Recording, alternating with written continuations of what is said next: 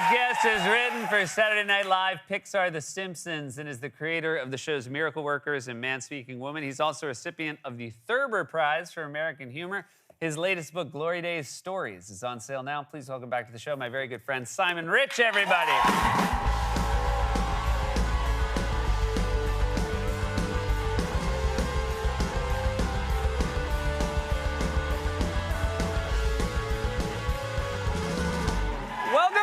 Thank you. Thanks for having me. I'm so happy you're here. Our good friend John Mulaney was here yesterday. Yes. And you and he were just at the Olympics together. That's true. You were dates to the Olympics. That's right. I was not competing. Yes. Thank you for clarifying for the audience. Although, as you walked out, they were like, I bet. Not this time. And still, maybe LA. We'll see. But yeah, I was just tagging along. And the amount of pressure the athletes are under is so intense. It really put writing for SNL into perspective. Yeah. Because we would always complain, how nerve-wracking it was to sit under the bleachers next to Lorne Michaels while our sketch was happening. But Lorne was never like, go out there and do a backflip. Yeah. Yeah, right? Yeah, there were go swim in a cholera-infected river. But as fast as you can. Yes. Yeah. At world record pace. Your girls are 7 and 3. 7 and 3. And you recently, they thought they recognized you. Yes. So the thing I love about kids is they have no biases. They have no sense of the world other than objective reality.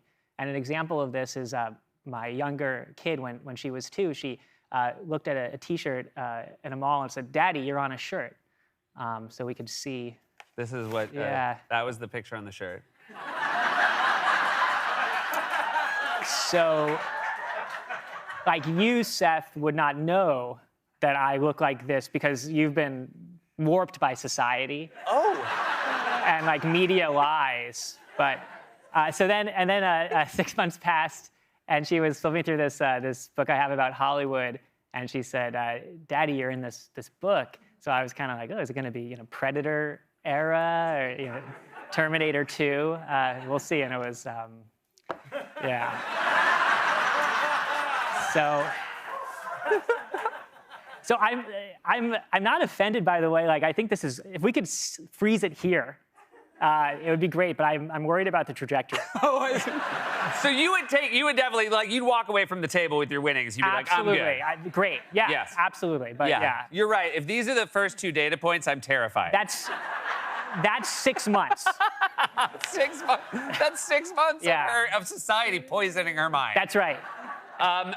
Fantastic book. I mean, they all are. Simon, you're one of my favorite writers. Glory Days. What brought you to that title? Well, the book is it's a bunch of short stories about perennial winners who have begun to lose. So, like, for example, there's a short story in there from the perspective of Super Mario. Yes. And if you do the math, that game was introduced in like the mid '80s, so he's turning 40 right now. Uh-huh. And he's just confronting a major midlife crisis. He's got, as you can imagine, horrific back problems. Yeah.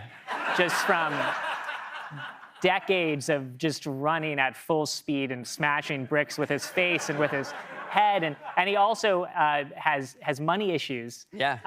Which is surprising because he collected entire screens worth of coins, of golden coins, but then he made the mistake of letting his friend Yoshi manage his money. Mm-hmm. So there's very little left.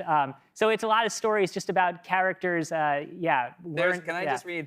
Because I love you. I've always loved this about you. You find a very simple idea. Mario is old. And then there's 1,000 great jokes that I wouldn't have thought of, given that premise. And then this is extra fun because you get to write as Mario. Yes. And this is a really harrowing, and this is sad. Yeah. And so don't laugh, because Mario's in a tough place. And I'm not doing so great. These days, my life, it's a Yeah. I read that, I was so happy. I'm like, oh my God, Simon? Once Simon realized how many us he could put into this. You're correct that is the only reason that I wrote it.